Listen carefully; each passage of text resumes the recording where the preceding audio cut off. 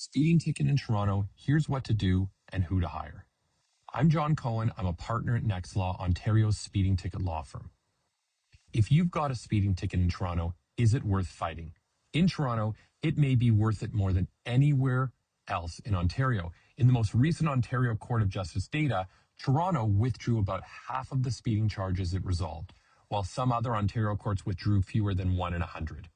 Where your ticket is prosecuted may matter as much as how fast you were going. That's no guarantee for your ticket, but it's exactly why the first move is never just to pay it. Is it worth it to fight a speeding ticket in Ontario? Often, yes, especially in Toronto where the data backs it up. According to the most recent Ontario Court of Justice data, Toronto withdrew about 50% of the speeding charges it resolved, up from roughly 1 in 40 before the pandemic. That's a Toronto number, and it's a dramatic change. A Toronto ticket today lands in a very different court than the one in 2019. Two honest caveats. That's a rate across all the charges across the courts, not your personal odds. Toronto has been working through a big backlog, so it predicts no individual result. And you don't win by doing nothing. Paying the ticket the day it arrives is a guilty plea, and it throws away whatever chance your court might have given you. Here's a real example, one anonymized case, not a promise. A driver we represented was charged with speeding in Ontario and had already pulled out their credit card just to pay it and be done. Instead, we requested a trial and put our sustained pressure strategy to work, pushing every piece of the prosecution's evidence and refusing to settle until we had all of it. That pressure is what moved the needle.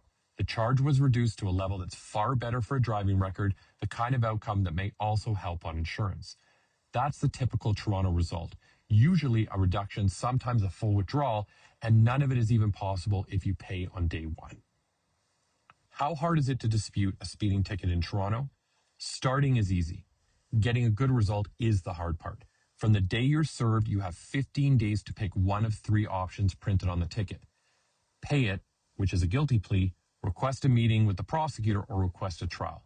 You can file that request online through the city's court case lookup by mail or in person. Here's the part that matters. In Toronto, your ticket is handled at one of the 3 provincial offences courts. That's 92 Front Street East, 2700 Eglinton Avenue West, or 1530 Markham Road in Scarborough.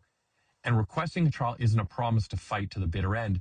It's the step that unlocks your right to see the officer's evidence. The officer's notes and everything the prosecution intends to use against you. That's the step that most people skip when they just pay. A quick real example, anonymized, and not a promise. A driver we represented in Toronto came to us on day 13, about to run out of time. We filed for trial before the 15-day window closed, which kept every option open. A meeting with the prosecutor, a reduction, or a full trial. Miss that window and you're deemed not to dispute the charge, and a conviction can be entered against you.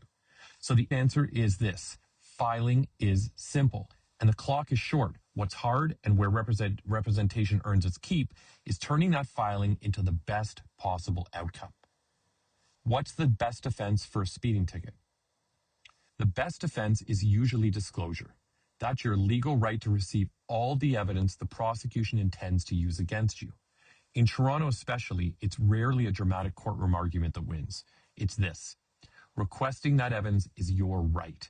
Using how long it takes to build your leverage is the heart of our sustained pressure strategy, the method we use to get clients the best result the court will allow.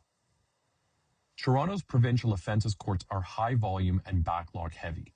For speeding alone, Toronto's courts resolved more charges in a year than they even took in clearing a large backlog.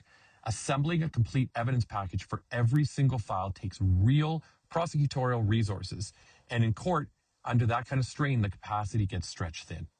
Here's one anonymized case, not a promise. A Toronto driver we represented was charged with speeding and wanted to fight it. We requested full disclosure, the way that we do for every client, and by the trial date, the complete evidence still wasn't in the prosecution's hands. We told the court that our client couldn't get a fair hearing without all of it. And that's their due process right, not a trick. In that case, the prosecutor withdrew the charge. Now, most cases don't end in a full withdrawal. The typical result is a reduction that protects your record. But this case shows that method at work, forcing full disclosure and holding the line on your right to a fair hearing. And it's why the most recent Ontario Court of Justice data shows Toronto withdrawing about half of its speeding charges, while a court like Ottawa withdrew under 1%. Same offense, a very different courthouse. How much is a speeding ticket in Toronto? The fine itself is usually a few $100s set by how far over the limit you were.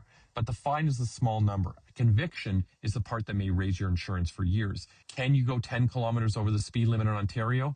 Legally, no. There's no free buffer. Even 1 kilometer over the posted limit is technically an offense. Whether the officer decides to stop you, that's a separate question from what the law actually says.